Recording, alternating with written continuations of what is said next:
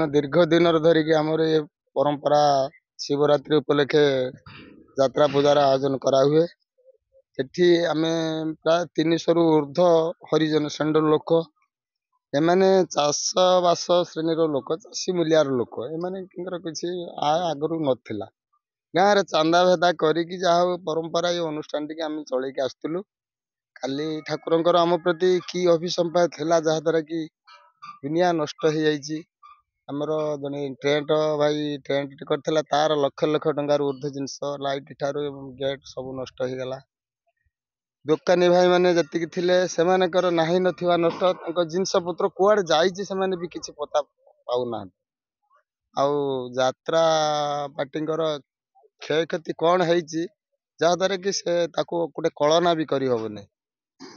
ତେଣୁ ଏଇ ସରକାରଙ୍କର ଯଦି କିଛି ଗୋଟେ ସାହାଯ୍ୟ ସହାନୁଭୂତି ଆମ ପ୍ରତି ହୁଏ, କିଛି ସହାୟତା ମିଳେ, ହୁଏତ ଆମେ ସେଥିରୁ କିଛି ଉପକୃତ ହେବୁ। ଆଉ ପରମ୍ପରା ଏ ଅନୁଷ୍ଠାନଟିକି ଚଳେଇବା ପାଇଁ କିଛି ଗୋଟେ ମଜବୁତ ହବା ପାଇଁ ଆମେ ଚେଷ୍ଟା କରୁଛୁ। ଯାତ୍ରା ତ ବନ୍ଦ ଅଛି। କାଲି ତ ଏଭଳି ପରିସ୍ଥିତିକି ଦେଖି ସମସ୍ତଙ୍କ ମନର ଦୁଃଖ। ପ୍ରାୟ ଆମ କମିଟିର 30ରୁ 40 ମେମ୍ବରଙ୍କର କାନ୍ଦି ଖାଇବା ବି କାଲି ହେଇନାହିଁ। ସମସ୍ତଙ୍କ ଆଖିର ଲୁହ।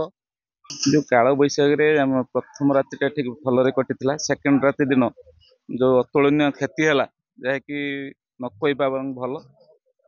ଯୋଉ ପରିମାଣରେ କ୍ଷତି ହେଇଛି, ଏବଂ ଯେହେତୁ ଯୋଉ ଟେଣ୍ଟ ଆମେ କରାଇଥିଲୁ, ସେ ପିଲାଟାର ଯୋଉ ପରିମାଣ କ୍ଷତି ହେଇଛି, ଯେ କି ଲକ୍ଷ ଲକ୍ଷ ଟଙ୍କାର କ୍ଷୟକ୍ଷତି ହେଇଯାଇଛି।